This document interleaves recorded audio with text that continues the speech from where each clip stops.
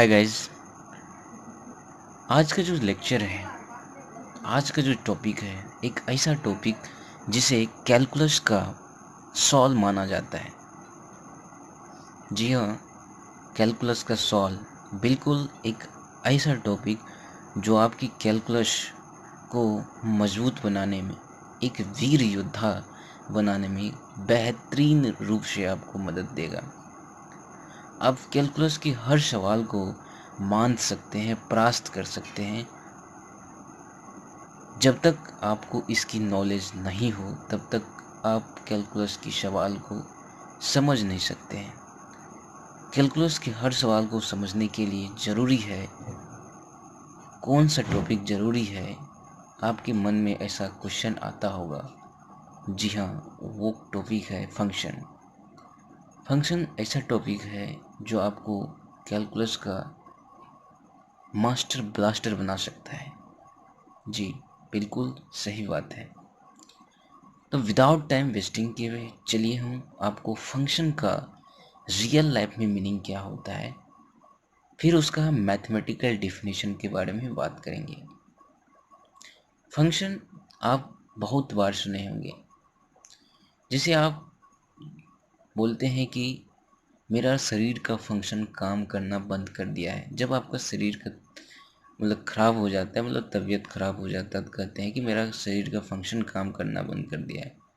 जैसे आप लिखते लिखते थक गए हैं तो मेरा बोलते हैं ना, मेरा कि हाथ का फंक्शन काम करना बंद कर दिया है। एक्चुअली आपके दिमाग में आता होगा तो फंक्शन एक तरह का क्या है, एक मशीन ही तो है। जैसे जो गेहूँ पीसने वाला मशीन है, तो आप यदि उसमें गेहूँ डालते हैं तो दूसरे टैप से दूसरे यानी आउटपुट के रूप में आपको आटा मिलता है। ठीक है।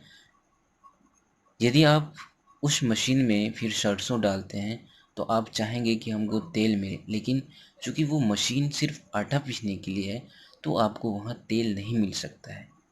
तो यानी वो उसके लिए डिफाइंड नहीं है।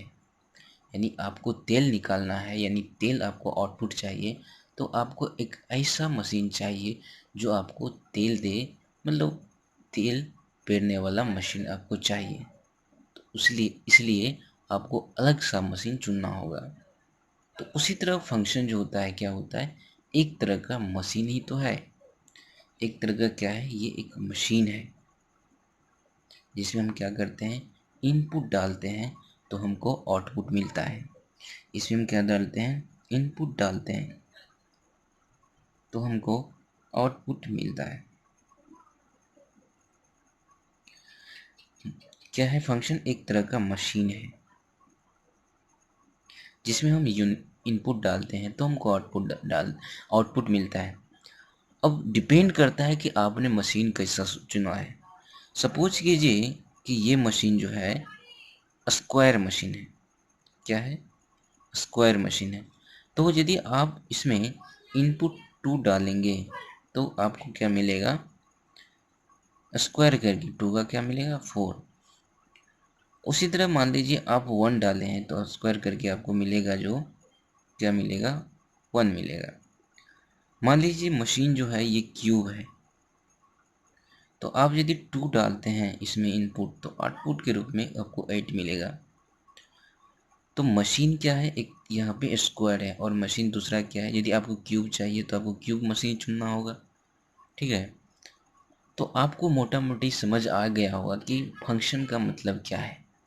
फंक्शन बेसिकली एक तरह का मशीन होता है जिसमें हम इनपुट डालते हैं तो हमको आउटपुट मिलता है, बशर्ते कि हम इनपुट ऐसा डालें जो उस मशीन के लिए क्या हो, डिफाइंड हो। डिफाइन करने का मतलब, यदि हमको स्क्वायर चाहिए तो हमको स्क्वायर वाली मशीन में इनपुट डालना होगा, तब जाके हमको 4 मिलेगा। आप चाहिएगा कि हम क्यूब में 4 मिले तो ये संभव नहीं है। यदि आप क्यूब में 2 डालेंगे तो आपको 8 मिलेगा, न कि 4। इसलिए 4 यदि आपको चाहिए तो आपको स्क्वायर वाली मशीन में चुनना होगा। आपको स्क्वायर वाला मशीन चुनना होगा ताकि आपको 4 मिले। ओके, हमारी बात को आप समझ रहे होंगे कि हम आपको समझाना क्या चाह रहे हैं। आपको समझ आ गई होगी फंक्शन का मोटा मोटी मतलब। आइए हम इनके मैथमेटिकल डिफिनेशन की ओर बढ़ते हैं। एक्चुअली फंक्शन जो होता है एक तरह का क्या होता है, स्पेशल रिलेशन होता है। फंक्शन क्या होता है, एक तरह का स्पेशल रिलेशन होता है। Function is one kind of special relation.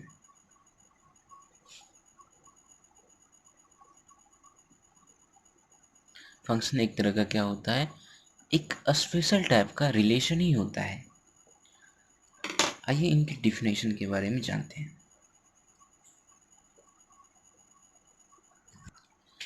तो इनका डिफिनेशन, आइए हम इनकी बात करते हैं डिफिनेशन की। मान लेते हैं कि ए और बी जो है टू नॉन एम्प्टी सेट है। तो रिलेशन एक्चुअली क्या है, फंक्शन रिलेशन है। तो हम आर डिनोट करते रिलेशन को, यहाँ चूँकि फंक्शन को डिफाइन करना है तो मान लेते हैं रिलेशन जो वो एफ है। और relation F from A to B, that is, चूँकि रिलेशन क्या होता है, subset of A cross B होता है, that is a subset of A cross B is a called a function or map from A to B if for each A belongs, there exists B belongs, such that AB belongs F. And second condition is AB belongs F and AC belongs F, if and only if A is equal to C. इस तरह से यदि रहेगा तो हम उसको function बोलेंगे। ये जो था, इस तरह आप इस लैंग्वेज को थोड़ा समझने में आपको यहाँ पे दिक्कत होगा, लेकिन जब हम एग्जाम्पल लेंगे तो आपको क्लियर ये पता चल जाएगा कि रिलेशन और फंक्शन में क्या अंतर है। इस दो कंडीशन से आपको पता चलता होगा कि रिलेशन, चूँकि ये तो रिलेशन है लेकिन ये खास तौर पे एक फंक्शन का कैसा रूप है, आपको हम जब एग्जाम्पल लेंगे तो उससे आपको सीधा सीधा पता चलेगा कि रिलेशन और फंक्शन में क्या डिफरेंस होता है।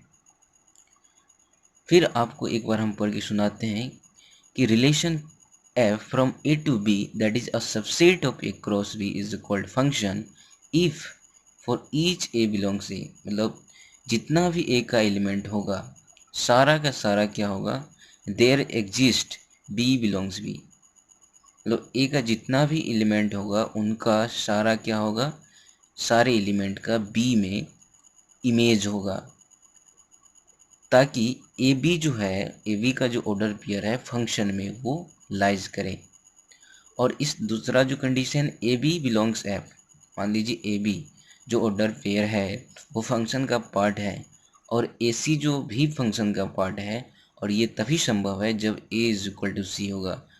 मतलब ए का मान लीजिए बी इमेज बन रहा है और ए का सी इमेज बन रहा है, मतलब एक ही चीज़ का, मतलब एक क्या है, एक यूनिक चीज़ है, उसका बी भी इमेज बन रहा है और सी भी इमेज बन रहा है। ये तभी संभव होगा जब बी इज इक्वल टू सी होगा, अदरवाइज ये क्या हो जाएगा, अदरवाइज ये रिलेशन हो जाएगा। यदि B is equal to not C है तो ये क्या हो जाएगा, रिलेशन हो जाएगा, तब ये फंक्शन नहीं रहेगा। तो फंक्शन होने के लिए यही कंडीशन जरूरी है कि ए का यूनिक इमेज होना चाहिए, समझ रहे हैं, ए का यूनिक इमेज होना चाहिए। मतलब कहने का मतलब है कि ए जो है किसी बी के खास एलिमेंट से जुड़ा होना चाहिए, न कि बी के बहुत सारे एलिमेंट से। जैसे ए बी से रिलेट है और ए सी से रिलेट है तो ये रिलेशन है, और ये तब फंक्शन हो सकता है जब बी और सी एक ही हो। यही रिलेशन और फंक्शन में अंतर होता है। समझ रहे हैं मेरी बात को? आइए एग्जाम्पल लेते हैं। मान लीजिए a is equal to 1 to 3 है एंड b इज इक्वल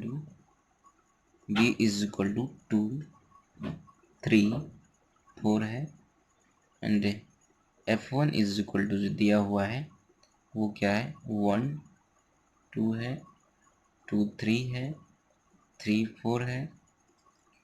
उसके बाद f2 जो दिया हुआ है वो क्या दिया है, f2 दिया हुआ है 1 2 है, यानी f2 यहाँ पे दिया है 1 2 1 3 2 3 3 4 एंड f3 जो है 1 3 2 4 दिया हुआ है। आपको चेक करना है कि इनमें कौन सा फंक्शन है और कौन सा फंक्शन नहीं है। तो फंक्शन का जो सेकेंड जो कंडीशन है उसके अनुसार आप चेक कर सकते हैं ये फंक्शन है कि नहीं, अथवा ये रिलेशन है। देखिए 1 2 है, उसके बाद 2 3 है, 3 4 है। 1 का 2 से इमेज है, उसके बाद 2 का 3 से इमेज है और 3 का 4 से इमेज है। तो आपको क्या लगता है ये फंक्शन है कि नहीं? आप थोड़ा सोचिए, डेफिनेशन को याद कीजिए, डेफिनेशन को समझिए और फिर गौर फरमाइए कि ये रिलेशन है अथवा ये फंक्शन है। रिलेशन तो सारा है, लेकिन इस रिलेशन में जो स्पेशल टाइप का रिलेशन है वही क्या होता है? फंक्शन होता है। तो 1 से 2 रिलेट है, 2 से 3 है, 3 से 4 है। मतलब क्या है? सबका इसमें यूनिक इमेज है।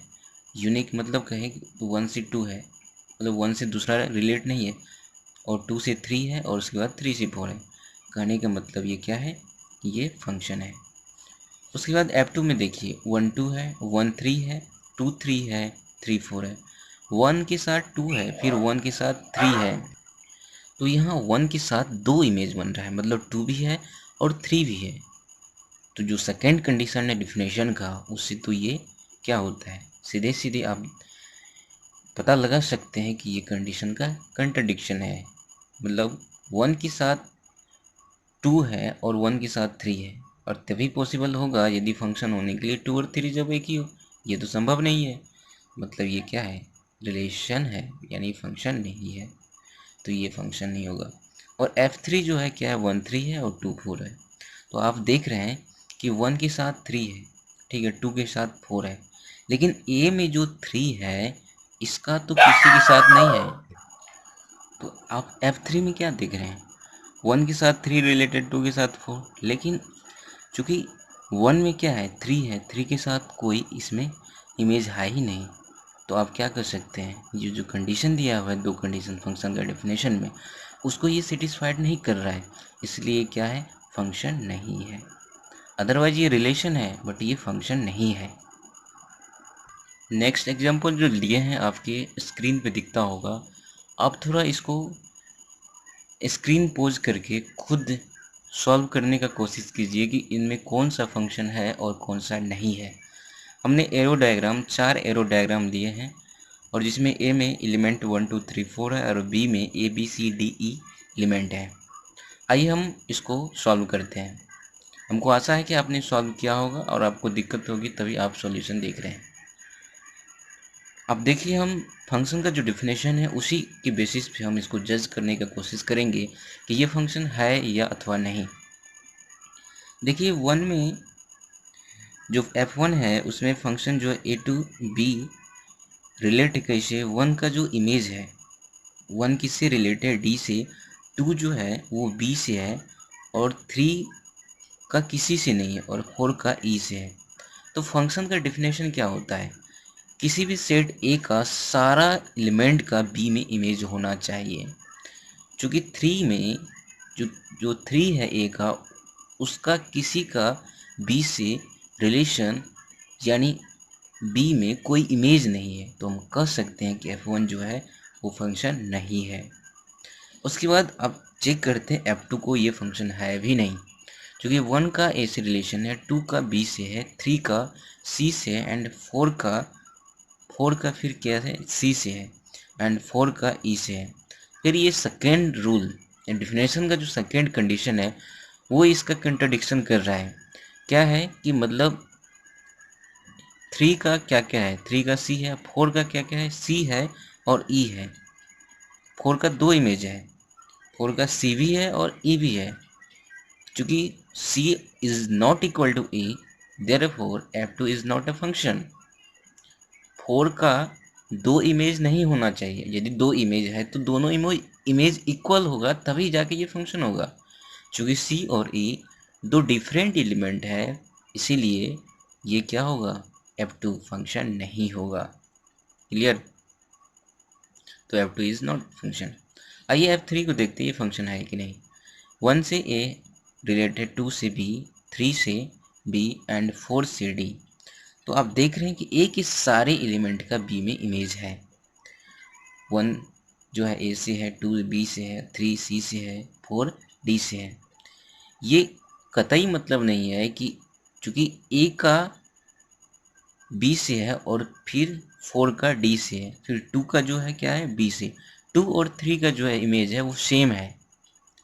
इमेज सेम हो सकता है लेकिन इनका जो है मतलब 2 का दो अलग अलग इमेज नहीं होना चाहिए। सेम इमेज हो सकता है चलेगा लेकिन अलग अलग इमेज नहीं होना चाहिए, तभी जाके ये फंक्शन होगा, अदरवाइज ये रिलेशन होगा।